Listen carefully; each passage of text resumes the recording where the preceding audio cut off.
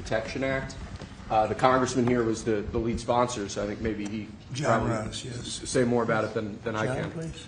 Well, it's difficult for Americans to buy a home, particularly after the last 4 years, sir. But with the president's signature today, we're going to make it easy for people to buy a home without getting hassled. For years, their private personal information has been bought and sold in the open market, resulting in them getting innumerable phone calls and text messages. But with your signature today, we're going to put an end to that so that when Americans try to realize the American dream of owning a home, they're able to do so without being harassed. Good job. Good. It's a great honor, John.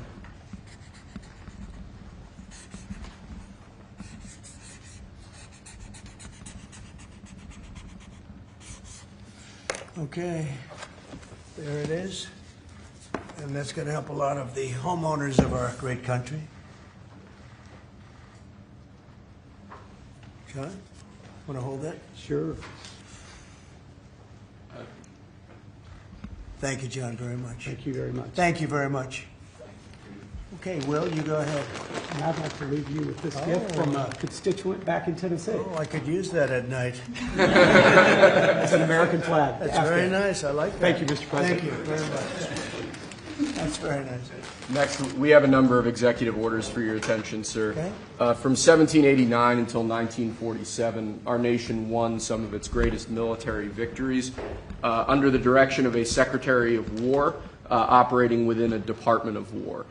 Today, with this executive order, you will authorize the current Secretary of Defense and the current Department of Defense to once again embrace this great lineage and once again be named the Secretary of War and the Department of War. So this is something we thought long and hard about. We've been talking about it for months, Pete and I, and Dan. Dan came into the fold. By the way, a great general. He headed up the, I wouldn't call it an attack. I'd almost call that one maybe even more than an attack. What he did with Iran, you saw the success of that operation. It was perfect. In fact, this was sent to me by the great company that makes that particular B-2 bomber, and it was flawless. It was actually flawless. They flew for 37 hours back and forth, and there wasn't a bolt that was out of condition. There wasn't an engine failure. There was no problem. It was a perfect attack, and it knocked out any possible nuclear capability for Iran, which nobody wanted to see, and we weren't going to put up with. So great job, Dan. And we've been talking about this Department of War. So we won the First World War. We won the Second World War. We won everything before that and in between. And then we decided to go woke, and we changed the name to Department of Defense. So we're going Department of War. And I'd like to ask our Secretary of War to say a few words. Pete Hegseth. I think it's a much more appropriate name, especially in light of where the world is right now. We have the strongest military in the world. We have the greatest equipment in the world. We have the greatest manufacturers of equipment by far. There's nobody to even compete. And you see that with this and so many other things. The Patriots are the best. Every element of the military, we make the best by far. So, Pete, I'd like to ask you and maybe Dan Raisin Kane to say a few words, please. Mr. President, thank you. After winning a war for independence in 1789, George Washington established the War Department, and Henry Knox was his first Secretary of War. And this country won every major war after that, to include World War I and World War II. Total victory, Mr. President, as you said. Then 150 years after that, we changed the name after World War II from the Department of War to the Department of Defense in 1947. And as you pointed out, Mr. President, we haven't won a major war since, and that's not to disparage our warfighters, whether it's the Korean War or the Vietnam War or our generation of Iraq and Afghanistan. That's to recognize that this name change is not just about renaming, it's about restoring. Words matter. It's restoring, as you've guided us to, Mr. President, restoring the warrior ethos, restoring victory and clarity as an end state, restoring intentionality to the use of force. So at your direction, Mr. President, the War Department is going to fight decisively, not endless conflicts. It's going to fight to win, not to lose. We're going to go on offense, not just on defense. Maximum lethality, not tepid legality. Violent effect, not politically correct. We're going to raise up warriors, not just defenders.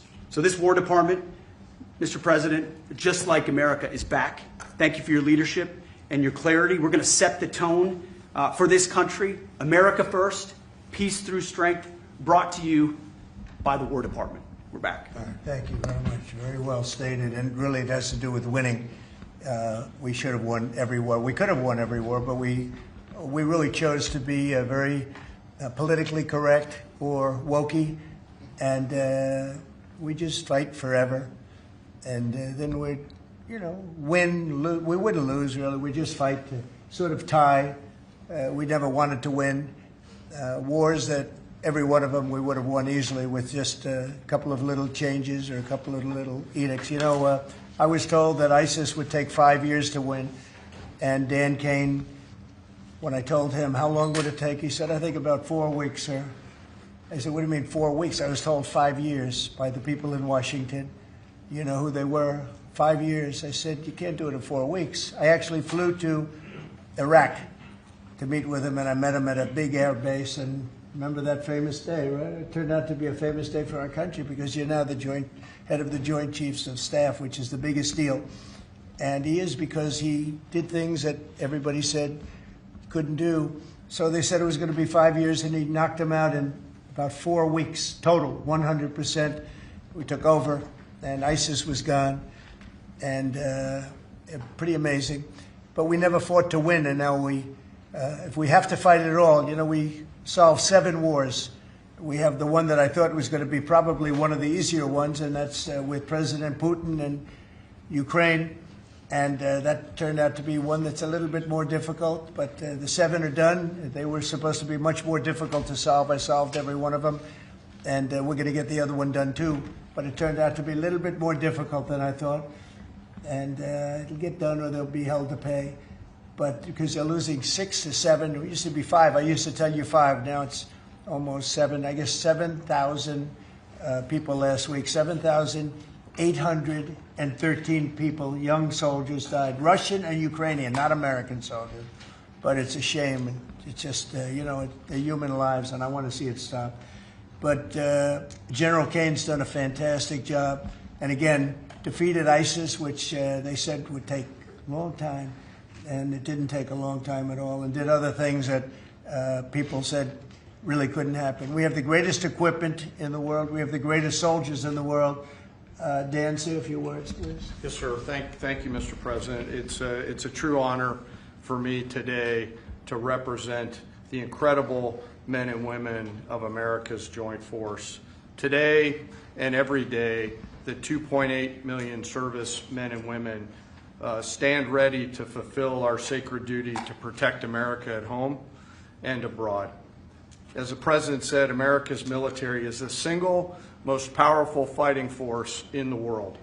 The mission you and the Secretary have given us is clear and unambiguous: to deliver peace through overwhelming strength. And I remind everyone that the U.S. military can reach any adversary at the time and place of our choosing. Service to this nation is an incredible gift, and we're grateful and honored every day to do so. Thank you, Mr. President. Well, thank you, and it's an honor to sign this. And we will do that right now.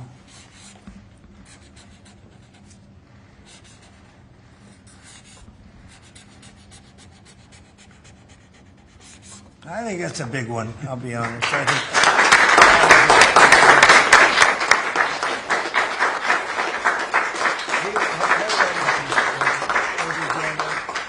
That's a big one. It's a big one, Mr. President.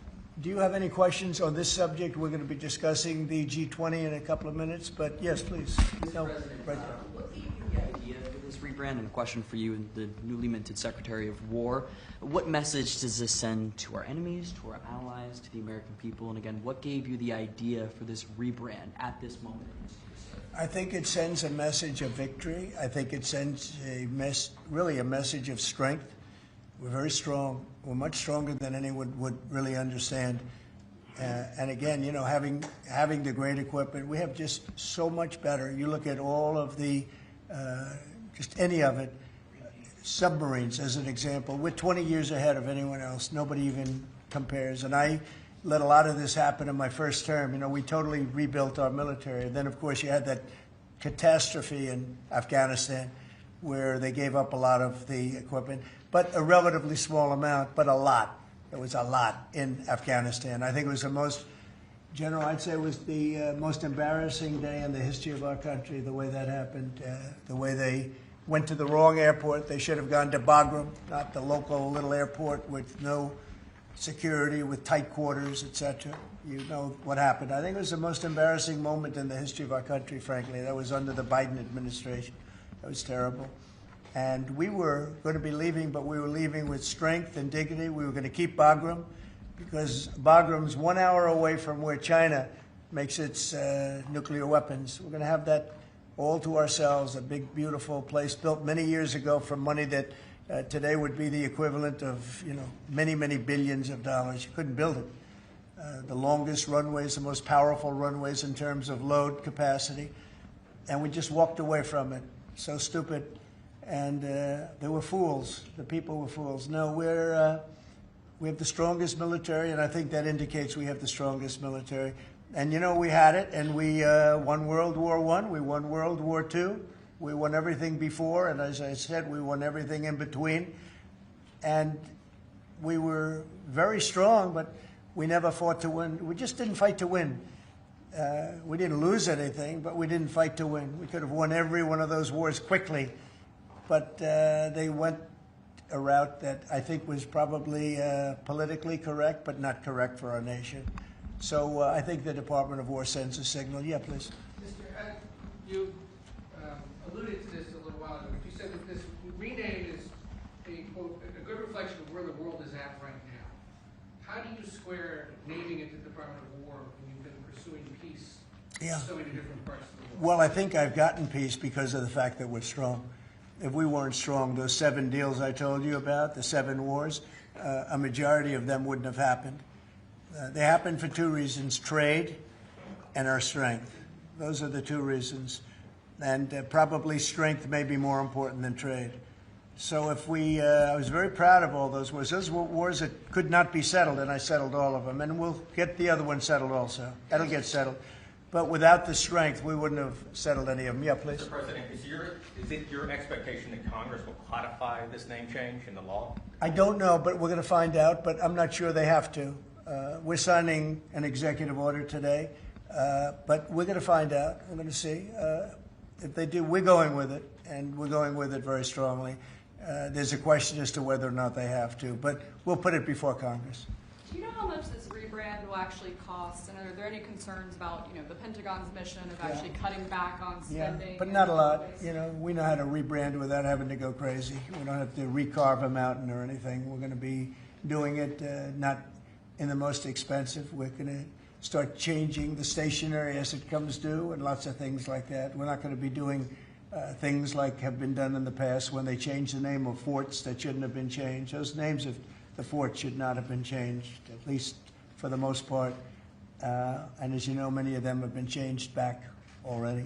At the request of the communities, every one of those communities said, we want our name back, like Fort Bragg as an example.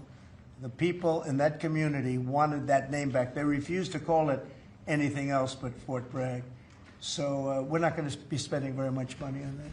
Yes, Sir, when you spoke with the Europeans and Zelensky earlier this week, did you preview this for them, and did you say what security guarantees they might be involved in? This is nothing to do with anybody but the United States of America, the people of America. This is who I talked to about changing a name. This is a very important change because it's an attitude, and we know how to win. We've been winning, and we're going to win like you've never seen. Wait till these factories start to open up that are being built all over the country. You're going to see things happen in this country that nobody expects. We have over $17 trillion in investment coming into the country. We never did anything even remotely close to that. No other country has either, by the way.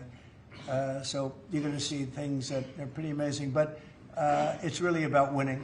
And what about the security guarantees aspect of that with Ukraine, sir? Well, we'll work that out. We'll help them. Look, we want to save a lot of lives, so we'll do something with that. I think people expect that. We'll help them.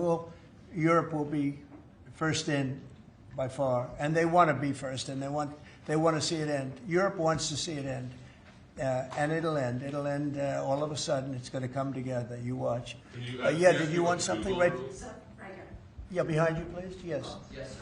You have been shy about taking bold, decisive, offensive action to protect American values. Strikes in Iran, the strikes this past Tuesday on the positively ID'd Tren de Aragua narco-terrorists.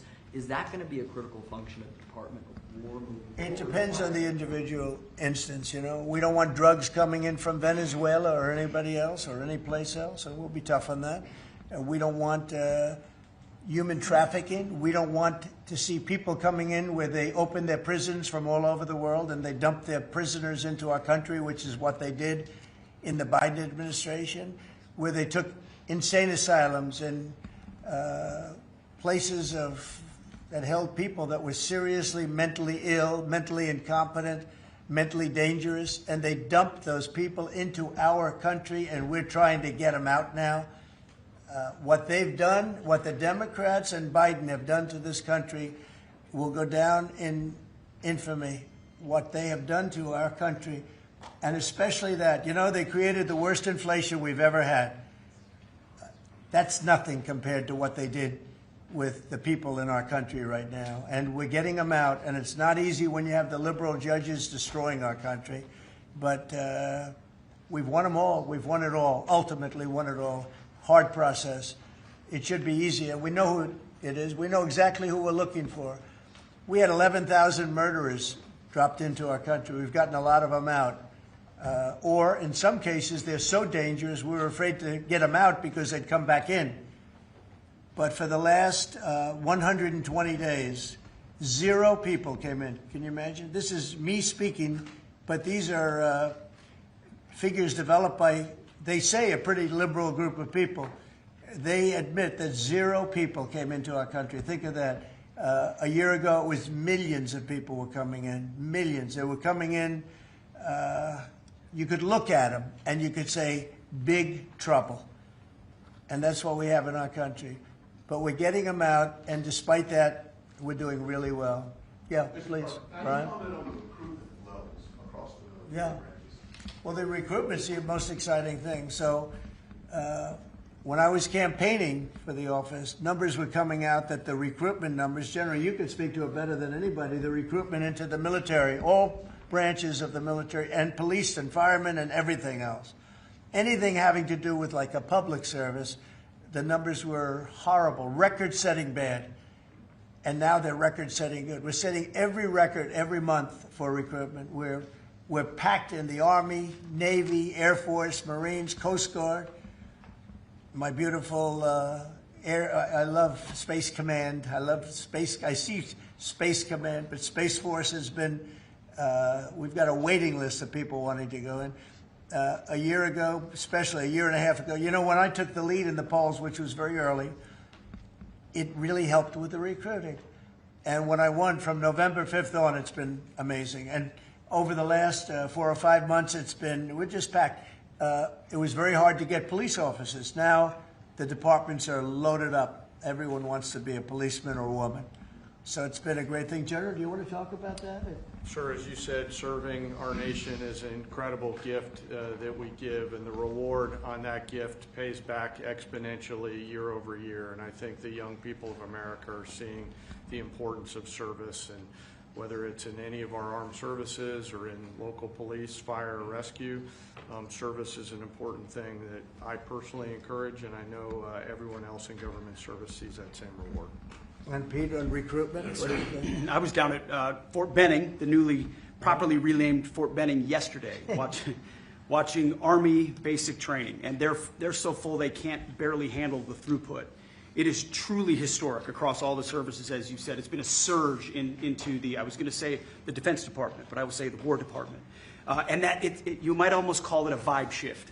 An attitude shift, a feeling that the country is back, that service is back. And there were military families last year, Mr. President, that said, I don't know if I can recommend, I wrote a book on this. I don't know if I can recommend service to my son or daughter, given what's been done to our military. You heard it over and over and over again. And I hear from those same military families right now, sir, and they're saying, I recommend to my kids that they go into this department, this Pentagon, under this commander-in-chief, who they know you'll have their back and they want to serve. So it is historic, and it's the biggest reflection of how motivated Americans are by your leadership, sir. You know, really, it's nothing more than spirit, love for the country. I guess the esprit de corps, as they say, you have more of that than we've had maybe ever, frankly. But to see a turn over a period of less than a year, I would say, but to see a turn, nobody wanted to go into the military. Now everybody wants to go into the military. Jennifer, you wanted? Yeah, there's some new reporting on North Korea and this Navy SEAL incident in 2019.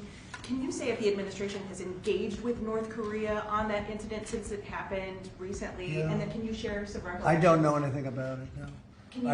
I could look, but I know nothing about it. Can you confirm that it happened? I don't know anything about it. I'm hearing it now for the first time. Okay, great. And then on the Hyundai incident in Georgia with the arrest of some workers, construction workers at the plant, have you heard any feedback from Hyundai? I just heard about that a little while before the news conference, and I would say that they were illegal aliens, and ICE was just doing its job. But I know nothing about the instance. It happened a little while ago. Okay? There has been some pushback on that, though, from South Korea already, and of course, they pledged to invest $150 billion in the U.S. when they were just here, last week. Are you concerned? Well, and they have the right to sell cars and things in our country. It's not like a one-sided deal. Are you concerned at all about, your immigration agenda potentially clashing with these economic goals? Well, we want to get along with other countries, and we want to have a great, stable workforce. And we had, as I understand it, a lot of illegal aliens, some not the best of people, but we had a lot of illegal aliens working there. So, look, they're doing their job. That's what they have to do. These are people that came through with Biden. They came through illegally. They came into our country, so we have to do our job. Mr. President, the now Department of War has been involved in the crime cleanup in D.C. You've tasked Congress with proposing and passing a crime bill. What are some things that you would really like to see codified in that crime bill? Well, I think one of the things is the cashless bail. It's killing it.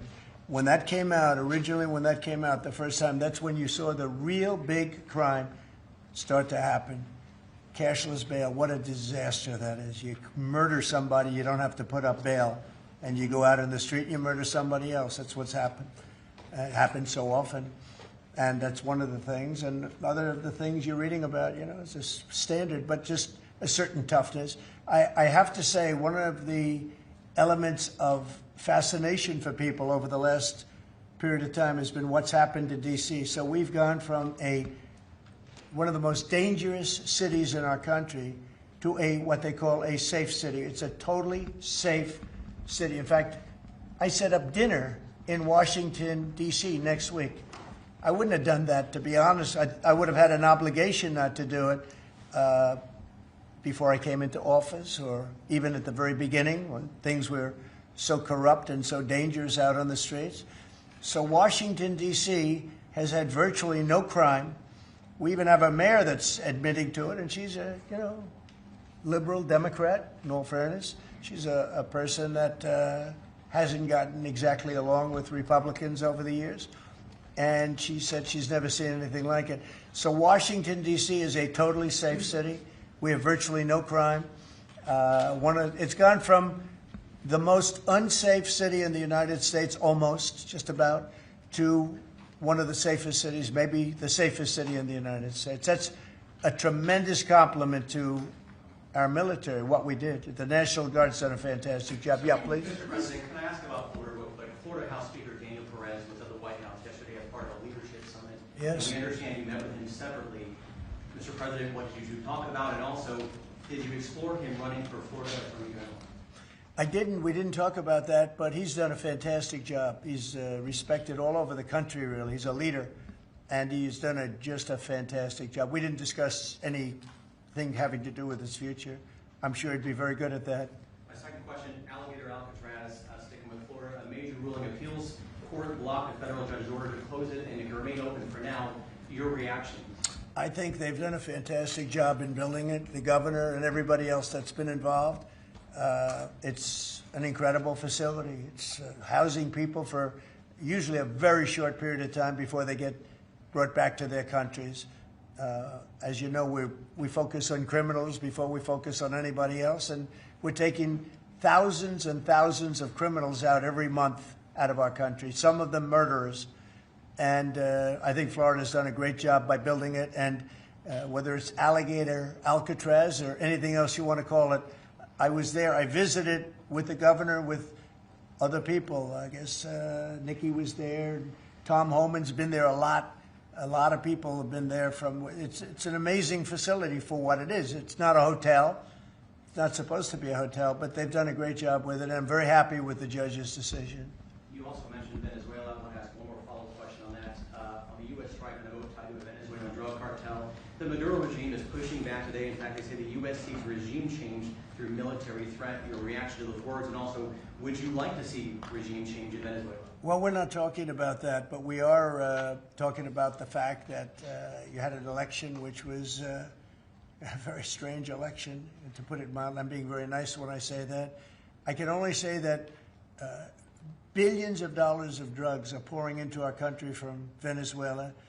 The prisons of Venezuela have been opened up to our country. They've taken their prisoners, the worst prisoners, murderers, Tren de Aragua.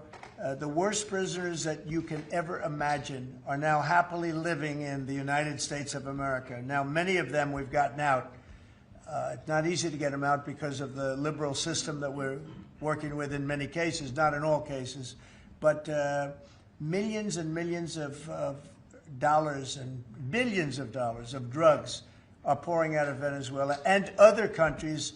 Look, China, what they're doing with fentanyl is a terrible thing. It comes through Canada and it comes through Mexico, but a lot of it's coming through Venezuela. Venezuela's been a very bad actor, and we understand that. And when you look at that boat, you see the bags of whatever it is there. Those bags were, you know what those bags represent? Hundreds of thousands of dead people in the United States. That's what they represent. Yeah, please. Mr. President, your reaction to the jobs report this morning? Well, I'm going to talk about that in a minute. We have our great people here, so I'll talk that in a minute. Let's talk about this. We'll give a couple of because these two people want to get to work on the Department of War, so let's keep them first. Mr. President, the DOJ is reportedly considering a ban on transgender people owning guns after the Minneapolis shooting. Do you think they should... Are we talking in the military? In general. Okay, I thought you were talking about in the military. I'll refer to that then differently. Because it's not a military question, I'll be able to pass on that very nicely unless you'd like to talk about it. Now, Pete doesn't want any part of that question. Yes, please. Mr. President, who do you blame for losing India to China? In your post earlier today in the morning, you did put that out. I don't think we have. You know, I've been very disappointed that India would be buying so much oil, as you know, from Russia. And I let them know that. We put a very big tariff on India, 50% tariff, very high tariff.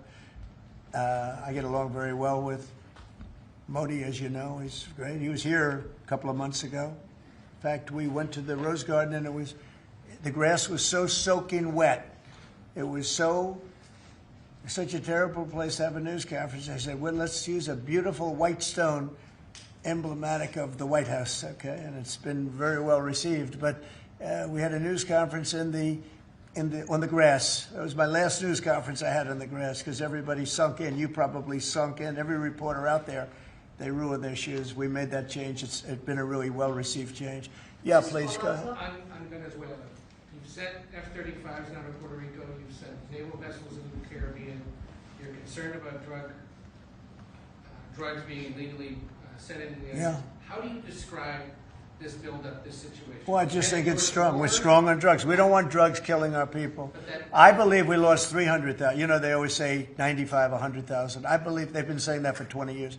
I believe we lost 300,000 people last year. I know families that lost their son.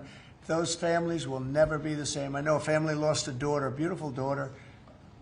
In fact, it was like she took something that she thought was like a minor deal, and it turned out to be riddled out with fentanyl, the size of the head of a pin, and you're dead.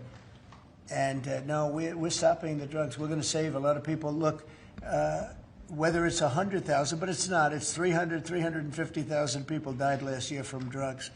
And we're not going to let that happen to this country. Think of that. Think if you're in a war and you lose 300,000. We'll lose 600,000 in the, pretty much between Gettysburg and all of that, the Civil War, we lost, what, 600,000. So we're losing half of that every year to drugs. We're not going to do it. We're not going to allow it to happen. You think of the wars.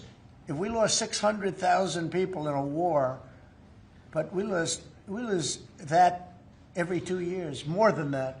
So it's 300 to 350,000 people.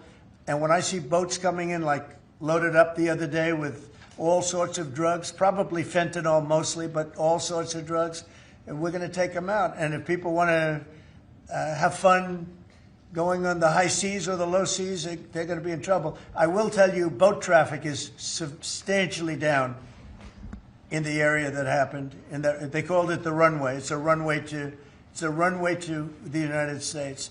And boat traffic is very substantially down on the runway. You can imagine why.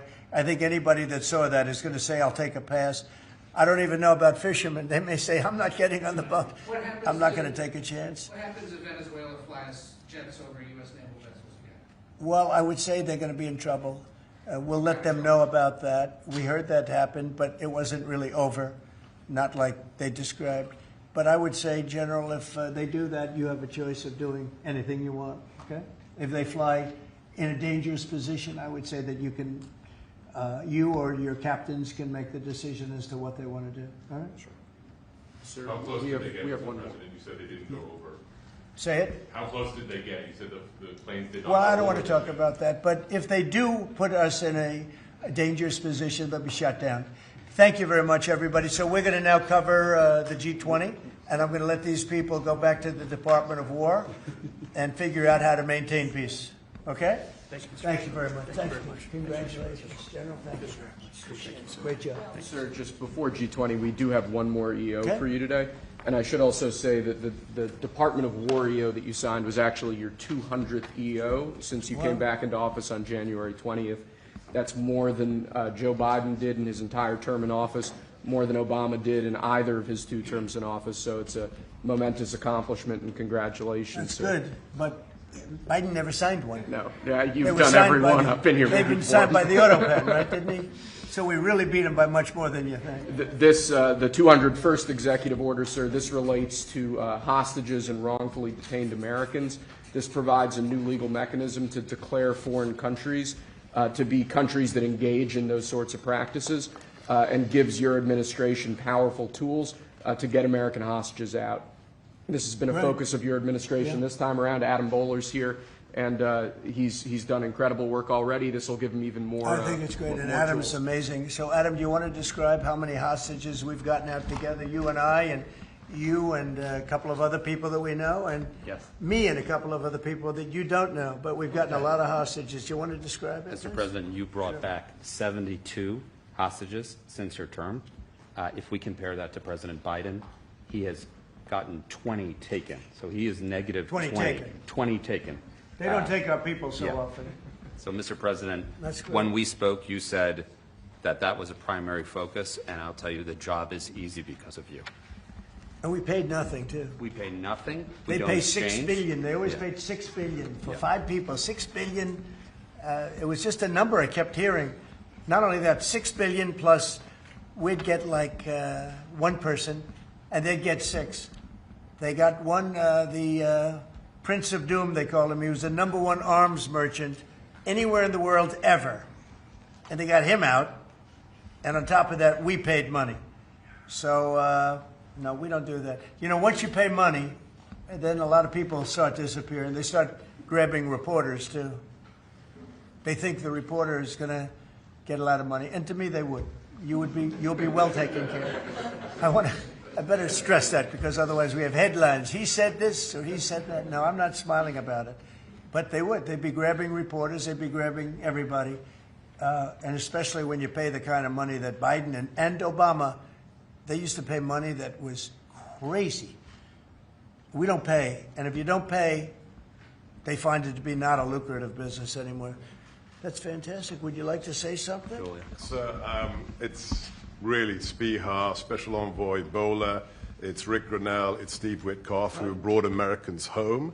But with this EO you are signing today, you are drawing a line in the sand that U.S. citizens will not be used as bargaining chips, and it provides your Secretary of State, Marco Rubio, the same tool set to punish states who take our citizens wrongfully the same way that we can punish those who sponsor terrorists. This is a very significant EO you are signing today, sir. Thank you, Sebastian. Very good. You're doing a great job, too. And this is your director for hostage affairs at the NSC. Yes, and I hear. So Julia was seminal as well to all of this. I heard you're doing unbelievable. Would you like to say something?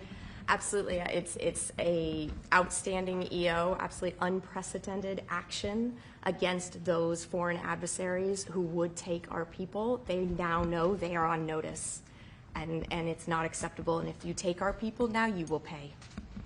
You know, Adam gave up a job where he was making tremendous amounts of money, big stuff, top of the line Wall Street, and he wanted to do this. He wanted to do hostages. I offered him other jobs too, very big jobs.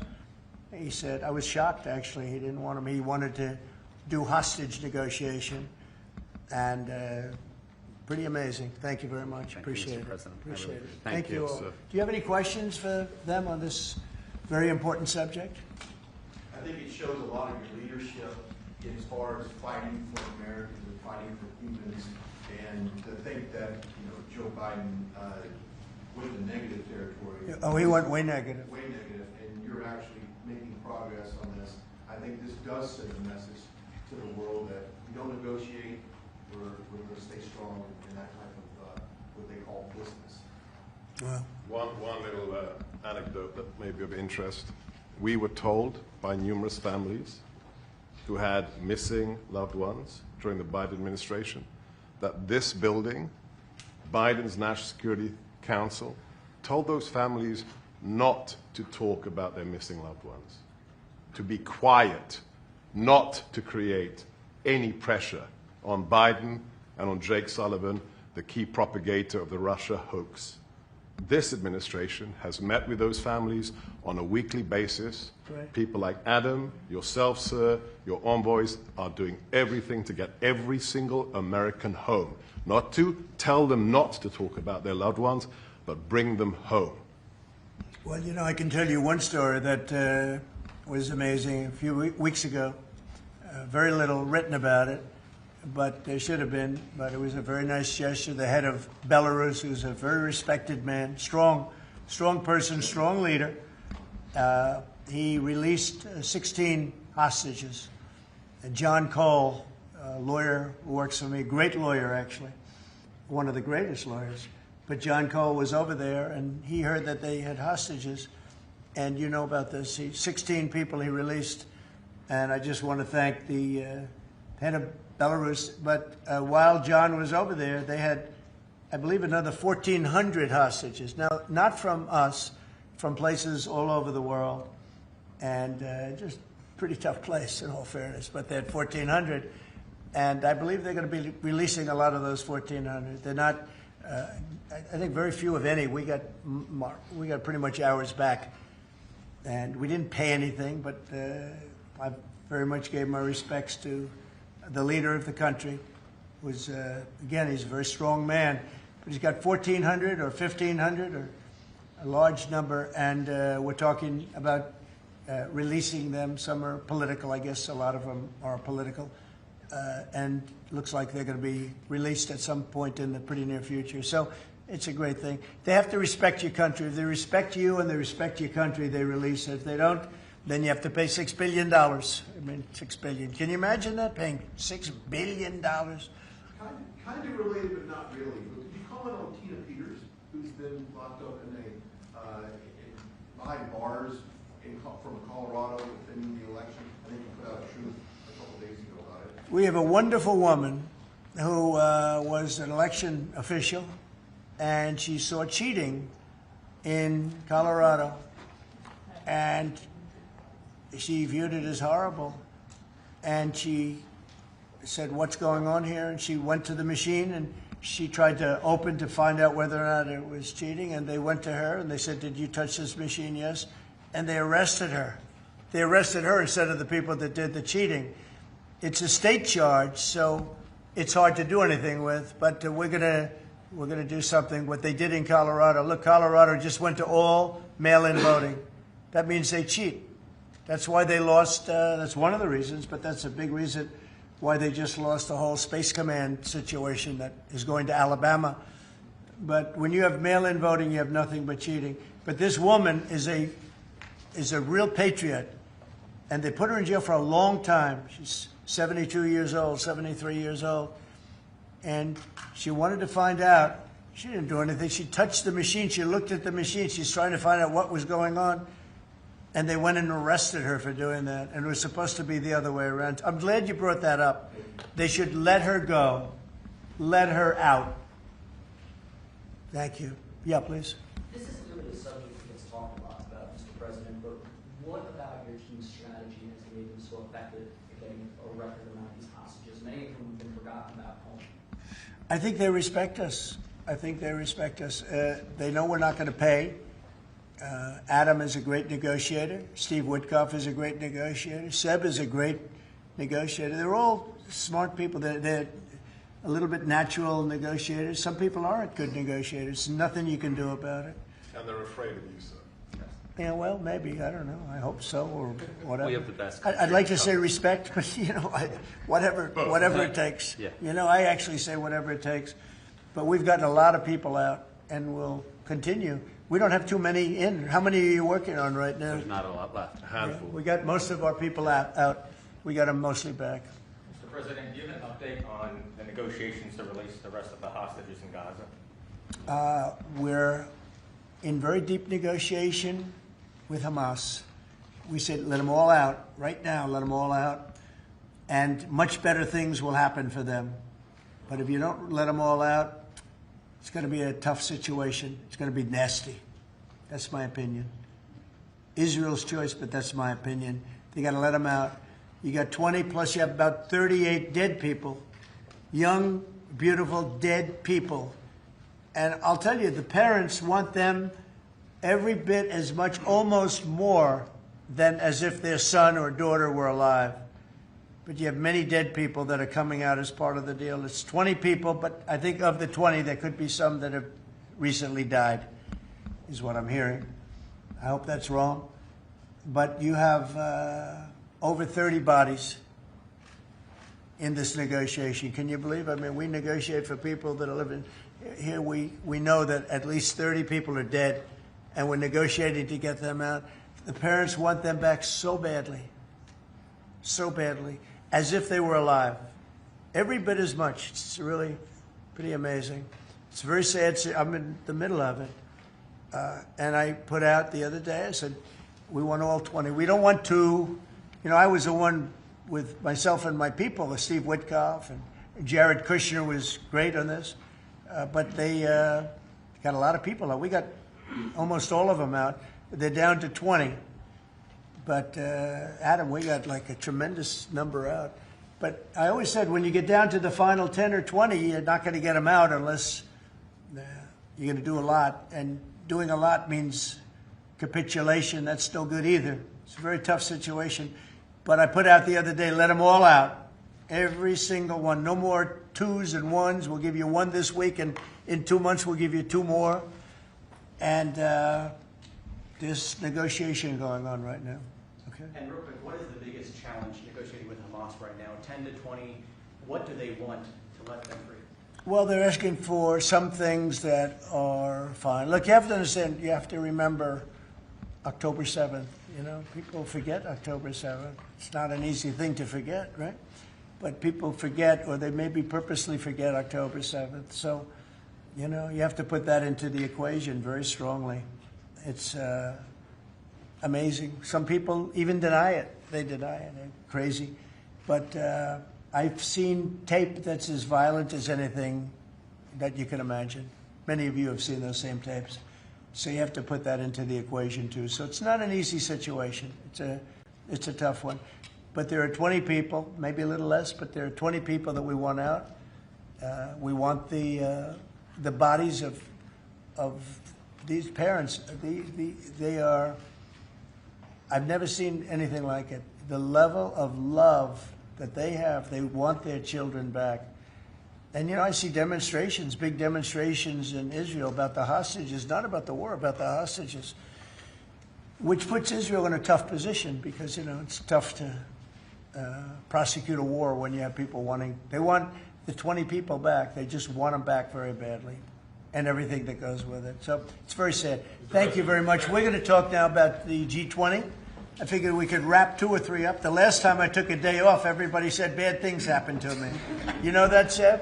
I took 1 day off. I didn't take it off. I was working. In fact, I was here. But I didn't do a news conference, and they said bad things happened to the president. Well, that's fake news, Mr. President. It's fake news. If you look, Biden, he had a press conference. He missed it for about a year, right? About a year. And I never saw any stories like that about him. He didn't have, and when he had one, they'd ask him, what flavor ice cream do you like? He'd say vanilla. How many times have they asked him that question? What's your favorite ice cream, sir? Vanilla. Okay, that's enough. Thank you, ladies and gentlemen. They don't have to go through this, but we all have a good time. I only do it for one reason. I think it's good for the country.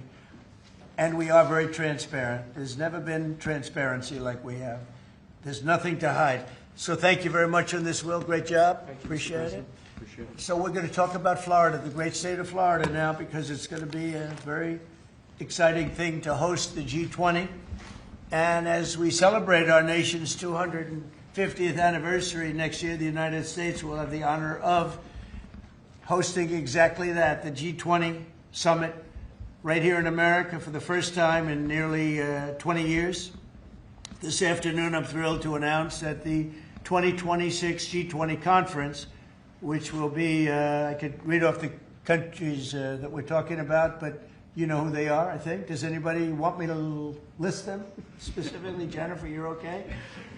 Okay, but will be held in one of our country's greatest cities, beautiful Miami, Florida, where we have the mayor with us, Mayor Suarez.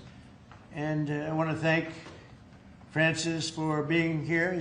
I thought he might be in this office. He almost got there. There's a couple of votes. Right? A couple of votes. It's not as easy as they think. Right? It's not that easy. But he's an amazing guy, very popular in Florida. The agenda for next year's summit is being organized by Treasury Secretary Scott Bessent, who is right here. Hi, Scott. I saw him standing over there, nice, tall, good-looking guy, but he moved very quickly. Carolyn, you did a good job. Does Caroline do a good job, would you say? Is she a star? How do you compare her with the last administration's person? No? You don't want to get into that? Yeah, I think we're very happy with Caroline. But Scott Bessent is talking about a good job. He's done a fantastic job, and we're very proud of him. He's very much involved with the G20. And the NEC director, Kevin Hassett, who's truly a talented guy. And he's certainly being thought of to go to a different position, and we'll find out about that pretty soon. I don't know. Would you like to be there? I won't ask you that.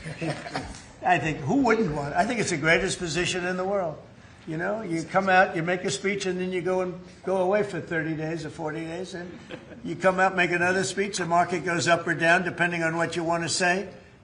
I've never seen an easier position than that. Unfortunately, you need good instincts, so we have somebody in there now that doesn't have them.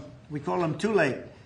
But it will focus on unleashing economic prosperity by eliminating the burdensome regulations, unlocking affordable energy, and pioneering new technologies. And it's going to be very important. The United States is already leading by example, and America is the hottest country anywhere on earth. We have more being built under construction now than they think anybody that they've ever seen. I mean, literally, some of these places are just really unbelievable what they're building, the size.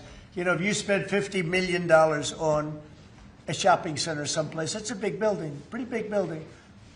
But when you spend $50 billion on essentially a building, they have buildings going up for $50 billion. They're going to be building their own electricity, and many of them have been given permits already to go, and they're starting construction. Some have started construction quite a while ago, and very early in the administration. we let them do that. You know, we have a grid that's obviously an old grid. It's been around for a long time. We could never handle the kind of numbers that you're talking about in terms of electricity, and we're letting them build their own plants. They build their own plants with their structures. So they build their structure, they build their buildings, and they build an electric producing plant with it, like Con Edison in New York that I grew up with, and like others that make electricity. They make it for New York. These plants will make it for their building, for AI. Then you have a lot of the car plants going up. Most of them won't need that kind of electricity, but they have the right to do that also. So we're allowing companies to build electric plants. They become, essentially, Scott, I guess they become utilities, right, if you think about it. And it's very exciting. We're going to end up with more electricity than China, and it's going to be built at no cost to us. And I'm telling them, build more than you need, and you'll sell it back into the grid. So they'll be able to sell it back into the grid on top of everything else at no cost to the American taxpayer. It's very exciting. And frankly, if we didn't do that, we wouldn't be leading with AI. We wouldn't be probably even doing any AI. It would be 20 years to get an approval. So they're building massive amounts of electricity as we speak. We've eliminated $5 trillion worth of federal regulations, another big thing since I took office. And if you remember the first term, we took out more regulation than any other president in history times. You could add the top 4, and they wouldn't come anywhere close to what we were. That's one of the reasons we had such the most successful 4 years of any president economically, and this is blowing it away. I think this will blow it away. When these plants start to even getting close to opening, I think you're going to see numbers that we've not seen before. And we've increased oil production by more than 300 barrels a day. That's a lot. Blue-collar wages are rising at the fastest rate in 60 years, and trillions of dollars of investment is pouring into the USA. It's going to be over $17 trillion very shortly, and nobody ever thought a thing like that was possible. What made it possible were, number one, they were happy with November 5th. They were happy with the election. And number two, the tariffs are bringing countries in. I mean, it's so vital to our country. It's before the courts now, and I hope we're going to do very well. We had 4 great opinions just come out, as you know, from judges. In a couple of cases, there were Obama-appointed judges that felt they had to do what was right for the country. So I respect that greatly. I respect them for doing it. But we have very strong opinions, and it'll end up going to the Supreme Court. And it's just vital for the country, vital, absolutely. We're at a level that we've never thought we'd be at, and it's because of the tariffs. Countries are pouring into our country because of you avoid tariffs if you build here. If you don't build here, you pay a lot of money. But if you build here, so what people are doing is they're coming in, they're building here. No different than what other countries have done to us. But we have a big advantage over other countries. We have a market that we built up during our 4 years that was amazing. We took a commanding lead during that 4-year period. So it's a very exciting thing, but I look forward to showing our incredible success to the world when we visit Miami next year, and I'd like to ask Mayor Suarez, truly a highly respected gentleman who's loved in his city, and we're going to do a great job. We're going to work together and do a fantastic job. Mayor, would you say a few words, please? Of course. Thank you, Mr. President. It's a tremendous honor to be with you here today in the Oval Office to make this historic announcement, just looking at the sign, which is so beautiful. Good job. Yeah, it's a great job. As you know, Mr. President, you were elected by double digits. You were the first Republican president over 30 years to win Miami-Dade County. And you did it because you followed through on your promises. And in Miami, what we're doing is we are following through on those promises as well. We've kept taxes low. We've kept people safe. We've leaned into innovation. We've grown 150% in the last 10 years. We've created one of the most intriguing ecosystems in the world. And this decision is not only generationally important for the city, but it puts the city on the map as one of the truly great global cities. So on behalf of all of the workers of Miami, those that work in the hospitality industry, I know you own many hospitality assets and properties, all of the small business owners who are going to benefit economically from having the G20 in Miami. Tremendous benefit. It's going to bring in millions and millions of dollars. We just say thank you. We thank you for believing in us. We thank you for highlighting our city in a time when we have the lowest homeless rate in 11 years. We're on the precipice of having the lowest homicide rate in history and with the lowest taxes. So We're following your America First agenda, and we're creating success in, Miami's the greatest city in the world, we believe. Thank you, Mayor. We'll see be you highlighting it. We'll see you down there before then, but we'll see you Of course. down there. Scott, would you like to say a few words? Yes, sir. So we're excited to have the G20, and what's important about the G20, President Trump's America First initiative does not mean America alone. It means America leads. So we will be holding the G20 in the capital of the world, Miami, next year to showcase the beginning of President Trump's second term. Will be a year and a half into it. We will have done peace deals, tax deals, trade deals. We've made the U.S. the best place to come, start a business, have tax certainty, energy certainty, and regulatory certainty. And it's going to be an exciting event. And the U.S., just as the President was saying earlier about the Defense Department of War, the U.S. is back on the international stage as a leader. We have whittled down the G20 back to basics. We are making it work for the American people better than ever. We have the G20 had become basically the G100 this past year. So it will be a concentrated group in Miami seeing the best America has to offer with American leadership, thanks to President Trump. Thank you very much. Great job, and a great job you're doing.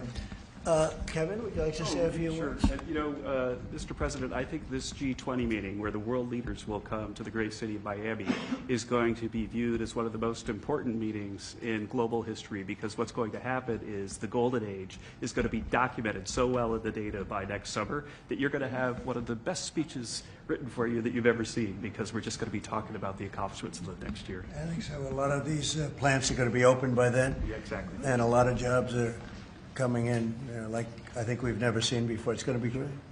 Monica, would you like to say something? Thank you, Mr. President. We're so looking forward to having the United States of America host the G20 in Miami in December of next year. And we're also looking forward to having this as a showcase of American strength, vision, innovation, and power under your bold leadership, Mr. President. It is going to be the G20 in the Trumpian golden age. Okay, thank you very much. Any questions on the G20? Could I just... G20. You just said a moment ago that you were very complimentary of Kevin's work, and I was just wondering if he's your man for the Fed. Of Kevin? Yes. No, I am very complimentary. I think he's fantastic. And for the Fed, he's your man. I didn't say that. I said he's fantastic, but no. I sort of know who I'm going to pick, but no, I didn't say anybody in particular. But Kevin is certainly one of the three. They say four, but probably three. That he's a highly respected person. He's great. He's great. He believes in low interest rates, and we all do. But sometimes you have to raise them to stop inflation. We had the worst inflation, I guess, essentially that we've ever had in the Biden administration, and it really hurt people. You know, costs are way down. Our energy costs are way down. And, you know, when energy comes down, everything comes down. And we brought down the price of groceries and specifically the price of eggs. You remember that first week when you were screaming about eggs? I said, I know nothing about them. I just got here. That's Biden's problem. But we got the cost of eggs down to really low numbers. So we brought costs down for people. And, you know, it's something I said. And the Democrats have this false narrative. They say, oh, costs went up. They just say things that it's just like incredible. If you look at energy, I think you're going to be at $2 a gallon with cars very shortly. $2. It was $4, $5 under the Democrats. That's a huge, it's like a massive tax cut. And speaking of tax cuts, we gave you the largest tax cut in history in the bill that we just approved. The largest tax cut in history. And there'll be no tax on tips, no tax on Social Security, no tax on overtime. One of the big things you get is you buy a car and you borrow money to buy the car, you're allowed to deduct your interest, which, Scott, has never happened before. You know, rich people like to talk about deductions. Middle income, they never gave them deductions. I got them one of the best deductions, an interest deduction. So it's great. Jennifer, please. Yeah, a couple questions on the G20, sir. Is there any update on your plans to attend this year's G20? And then are you saying for next year? I won't be going this year. It's in South Africa. I won't be going. JD will be going, great vice president, and he looks forward to it. But no, I won't be going to that. And then on the guest for 2026, are you saying it'll just be exclusively the 19 countries, the 2 blocks? There won't be any. No, we're going to invite other countries, as observers. They call them observers, but they'll have something to say. But we're going to invite Poland. Already I've issued them an invitation. They're great. They were just here, as you know. Great leader, great new leader. One of the big surprises, I was so happy I endorsed him, actually, and he won. And he's going to be a great leader of Poland. But I've invited Poland already. What about Russia? What about Russia? Oh, that's interesting. I haven't thought of that. You haven't? No, I haven't thought of that. That's an interesting question. I'm going to think about that for a little while. Mr. President, you just mentioned that the tax cut bill. Why the rebrand from One Big Beautiful Bill? Oh, I just save words. I said the bill. It's one big. I actually call it the great. I actually call it the great big beautiful bill. But it's a lot of words. Is that how you want Republicans to kind of talk about it? When they I don't. I just want them to say what's in it. It's an incredible bill for the middle class, for the working person. We are a party of the working. It used to be the opposite. The Democrats were for the working people, and the Republicans were supposedly for the rich. The Republican Party's taken in millions of people, and the Democrats have lost millions of people. They've gone crazy. Honestly, I think they're crazy. What's happened to them, I don't know. They suffer major Trump derangement syndrome, and it's turned out to be actually a disease. But it's a disease of weak people and stupid people, because all we do is we cut taxes, we create great policy. Their policy is so terrible. They refuse to acknowledge, as an example, I see today, it's a big debate again, the women, they don't want men playing in their sports. They don't want it. The Democrats want men to play in women's sports. I saw the great governor, we have Governor Youngkin, talking about it today, that the woman who's running against our Republican candidate, who's excellent, is like so much into the, men being able to use women's bathrooms. Okay, what's that all about? Men playing in women's sports, wants open borders. Again, they want actually, after what we've gone through with millions, I think 25 million people came in from prisons, from mental institutions, drug dealers, drug addicts. They're pouring into, they poured in, now we have none coming in. The border's been sealed for a long time, actually almost since I got into office. Remember when the Democrats said we need legislation? I didn't have any legislation. I said close the borders. And now the borders for the last 4 months, not one person has been allowed to come into this country illegally, not one. Done by people that would normally like to see you look bad. Those are the numbers. So it's been an amazing job. Yeah, please. Mr. President, this is going to be a major event and a major meeting for South Florida, for you, for Mayor Suarez. I know this is not until next year in Miami, but do preparations begin today? And if so, what is being done? They've already begun. We first have to deconflict our Basel with the dates, and so we have already started doing that. And so thanks to the President's team. He started a long time ago, actually. If you knew him, he was working on this long before this press conference. Yes, sir. It's in good shape. It's going to be great. Mr. President, we learned this morning that we've lost 78,000 manufacturing jobs this year. How do you explain it? Well, one thing we have is, we have the interest rates are too high. That was, a matter of the Fed. But the other thing is, so many different elements aren't included yet. And one of the things we've learned, and we learned that the hard way, watching over the last few months, are the corrections that people have been making. They'll say you're losing jobs, and then they say, by the way, we have a correction a month later of, 100,000 jobs are missing. They actually had a correction once of 850,000 jobs. But I'll let Kevin just speak about that a little bit, because I heard him speaking about it this morning. I thought he did very well. Please. Oh, thank you very much, sir. Well, I think that if you look at the indicators, there's capital spending boom, industrial production at an all-time high. The Atlanta Fed says GDP now is north of 3%. And so all the indicators are saying that things are really strong. And what we've also seen is that Goldman Sachs put out a study yesterday that said that the August number tends to be really messed up because of seasonal adjustment things, and they tend to be revised way up. And so I think if they were revised up, which has happened on average over the last 15 years by about 60,000, then everything else would make sense. But right now we're puzzled about the BLS numbers and looking forward for new leadership there to make it so that the numbers are more reliable. And again, we're building you know, they've started building all of these factories and plants, including car factories. Car factories are coming back. You know, we lost more than 50% of our car production over the years, and I think we're going to get all of it back. It's coming back in really rapidly. Really, we're building a lot of car plants. Indiana, places that you don't think of it so much, are taken, but also Detroit, lots of places it's coming in where I think we're going to get everything. You know, we've lost it over a period of 40 years, and I think we're going to get it all back in a very short period of time. And big ones, big plants, incredible plants that were never going to come back. Without the tariffs, they wouldn't have come back. And I think without the election on November 5th, they wouldn't come back either. The election was very important also. Yeah, please. As we've been here, Mayor Adams of New York has announced that he's staying in the mayoral race there. Can you react to that, but also tell us? No, I mean, he has to do what he wants to. No, I mean, he's free to do what he wants. It would seem to me, and everybody in this room, including you, that the only way you're going to beat the communists, because you have a communist running, which is fine. I'll have to deal with a communist in New York City. I never thought that was going to happen. This is something I didn't think was going to happen, Scott.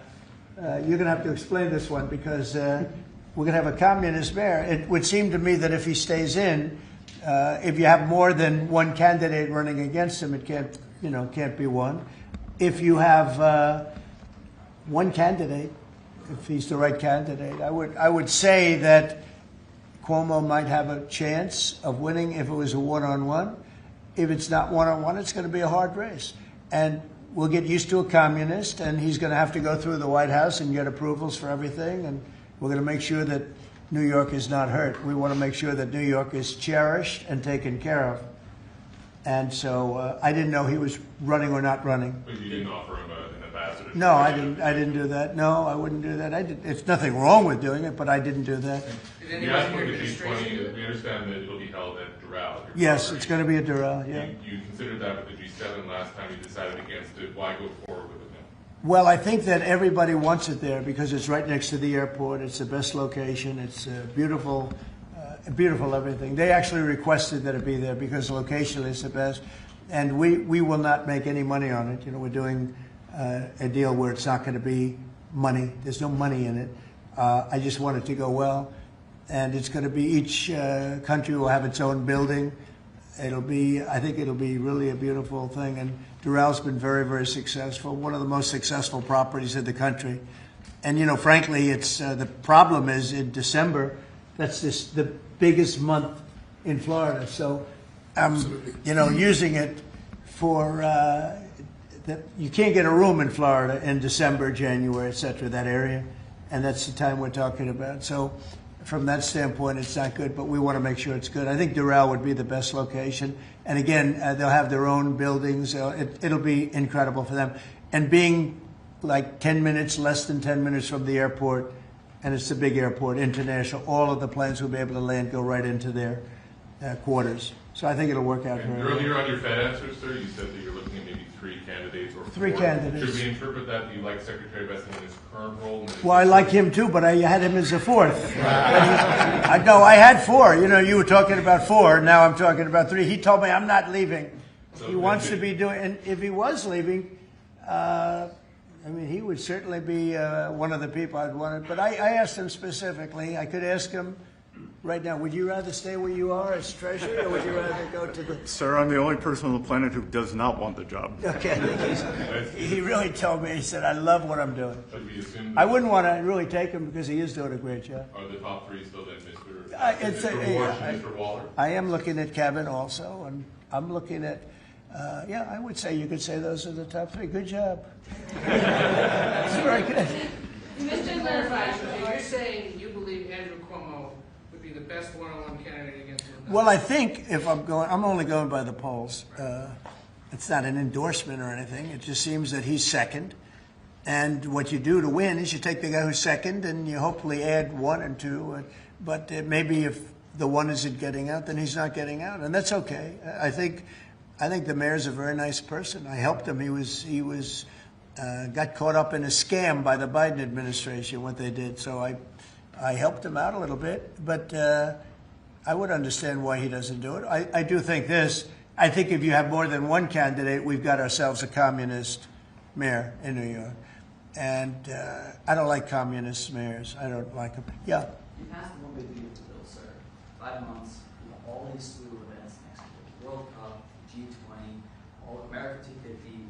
Given this, what's your economic outlook for the year 2027? How much growth do you think is reasonable for us to expect economically next year? Well, I heard, and you know, we were on a very downward path with Biden, and I heard that the most we could do is 1% GDP, and now I'm hearing 3.2% and 3.5% and all. And our big year won't be really next year. I think it'll be the year after, because when these plants start opening up, it takes a period of time to build them. We're going to have tremendous job growth. It's unprecedented. We have unprecedented in history. There's never been anything like it, because we're going to have more than $17 trillion invested. There's never been anything like that. If we did $1 trillion in 1 year, and this is 6 months, 7 months, because we really focused on it over the last 6 months. But we're going to be doing, nobody's ever seen numbers like this. When this stuff starts opening up, our country's being rebuilt. And by the way, Washington, D.C. is being rebuilt. You know, in addition to the fact that we have a safe city now, and our National Guard was fantastic and worked with the mayor, worked with everybody, we're also doing a refurbishing of Washington. We're going to redo some of the roads, the surfaces. We're going to redo the medians. We're going to take the broken tiles off the tunnels and put brand new tiles up. And we're going to regrass all the parks. They're going to be regrassed by people that build world-class golf courses, and not necessarily people that work for me, because I don't care about that. I just want to, I'm very good at grass. You know, grass has a life, just like you have a life, right? It has a life. Well, this grass has been up longer than, it's like 4 lives, okay? That's why there's a lot of areas where there's just no grass. But we're going to regrass all of the parks. We're going to, in a year from now, you won't even recognize it. Graffiti's gone, the tents are gone, the medians falling into the roads are gone, the potholes will be gone, the marble's going to be polished and beautiful. It's all going to be beautiful. We're working with Clark Construction, who's, you know, one of the, well, definitely the biggest here, one of the biggest in the country. And they've been great. And we're going to do about a 10-mile radius from the White House, from the Capitol, looking sort of at both of them, go right in the middle of both of them and start drawing circles. And everything is going to be spit-shined. You know, when the head of Poland came here last week, and when other leaders came here, they came, a lot of them have been here over the last 8 months. I said, what do you think? And they said that we're a little surprised at the look, the filth on the road. Now it's much better. We've got it much better, but we have to do some construction things. I mean, you know, you have medians that are all broken and rotted and rusty and disgusting. And it's going to, they're all going to be changed. You're going to have a very different look. You're going to have the look of prosperity, not the look of poverty. But the big thing right now, initially, is we have no crime in Washington. We literally have no crime. They said it's down 87%. It's not down 87. It's down like 100%. We have almost no crime. People are going to restaurants that wouldn't have even thought about it. And I know families that have gone 4, 5, 6 times to restaurants over the last few weeks. And you people are in the same category. I mean, yes? I agree on that. Thank you. It's a whole different place, right? That's very nice. And you're so tough usually. I like her now, right? No, because she was truthful. Is that a correct statement, Brian? Yes, sir, it is. I heard you were actually mugged. You're a big, strong guy. I can't do anything when he hasn't gone. No, you can't. You know, you say, thank you very much, right? Can I follow up on the beautification of D.C.? Yeah. An amazing job of crime. Yeah. Just out front of the White House is a blue tent that originally was put there to be an anti-nuclear tent for nuclear arms. It's kind of morphed into more of an anti-American at sometimes, anti-Trump at many times. Where is this blue tent? Right in front of the White House on the north lawn on the other side of the Black Gate in Lafayette. I haven't known this. All of us in here walk right by it every day. It is an eyesore. Oh, I didn't know that. Take it down. Take it down today, right now. Nobody told me that. So you're saying there's a blue tent? It's been there for 30 plus years. It was originally a peace tent, but it's kind of morphed into something. Yeah, morphed into radical left. Okay. Oh, but I've heard. Is it in the Ellipse? Where is it? No, it's in Lafayette Park. It's actually Lafayette Park. Take it down. Okay. Okay. What's interesting about it is that I've had people tell me it's a public health hazard because people sleep in there, they eat, there's rats, but also it could be a national security risk because people could hide things in there, they could have weapons in there. We're going to look into it right now. Yes, We have removed over 50 tent sites, not 50 tents, hundreds and hundreds, maybe 1,000. I think it's over 1,000 tents, but 50 sites. So I'm a little surprised to hear that, but we're going to look into it right now. Lafayette. On the National Guard, Yes. the DC mayor has, of course, gotten on board with your cleanup of DC, but the DC Attorney General has said that he plans that he's suing you for your federalization of the police. What's your response? Can you imagine, we have an attorney general who's not related at all to the mayor, by the way. You know, it's a totally separate department. We've got so many separate departments. You have the district attorney has nothing to do with the mayor. The whole thing is crazy. But how about this? We just set a record on low crime in Washington, D.C., and we have a man suing us to let us go back to high crime. We're going to have to be here for a little while to make this really work long term after we're gone. And so we're going to meet that head on, and I suspect we'll be very successful. And I can always declare a national emergency because this was a national emergency. But right now we have the safest city. We have now one of the safe cities in the country. We had almost the worst. I mean, a city that was as bad as some of the horror shows that you've heard about for years. And we're going to fix some of those horror shows, too. Yeah. President, the Google ruling today that you posted on Truth Social about the Europeans fining Google. Can you So Google is a great company. Yeah, Google is a great company, American company. Apple is a great American company, and so many others. And the European Union, I don't know why they do it, but they have been finding them numbers that have been astronomical. More so before I got here. But Apple paid $17 billion a fine in the last year. Apple, $17 billion on a case that a lot of people think they weren't guilty of. And no, I'm going to be speaking to the European Union about it. It's not fair. Google just got fined $3.5 billion, and they've already paid $13 billion. They're up to $16.5 billion. And people say there was nothing wrong with what they did. It's almost a source of income to run Europe. It's become a source of income. And many other companies, too. Mostly tech companies, but we can't let that happen. What are you seeking from the Europeans, and by when? No, I can just say you can't do that. I mean, you know, they respect us now. They didn't respect us a year ago. European Union respects us. Look, they're paying us $950 billion, right? You got to respect us. They were very disrespectful of our country. I have great respect for Ursula. I've gotten to know her very well. And I just don't think it's fair that they're taxing, and really it's almost become like a tax. It's become so regular. And I've gone to lawyers and I've asked them, what do you think? They said, they didn't do anything wrong. We can't do that. It's not fair. And it's interesting. I don't hear that about China, and I don't hear that about other places. I hear it about the European Union. We were talking about it last night. I think we had a gathering. That was the highest IQ group of people I think any room has ever had last night, you know? That was about as high as you can have. All the tech geniuses were there. They love their computers. They would tell me more about chips that I want to know. Did this come up last night? Yeah, it did. It did come up. A couple of companies said that they were taxed by the European Union. It's interesting. They weren't complaining about, in that regard, China. They weren't complaining about other places. It's the European Union, and they have. Apple was again forced to pay $17 billion last year. So I think we're going to change that around. It's just not fair. We don't want that to happen to our companies. And you know, if somebody does that, we should be doing it to them. They've got to pay, let them pay us. But you just can't do that to our companies. Yes. Was Elon Musk invited to the dinner last night?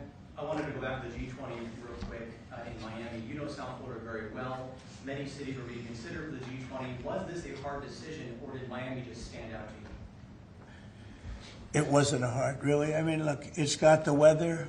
We're in December, so it's, you know, cold in some places, and that's beautiful, too. Cold weather's nice. It's all nice, you know, depending on the city.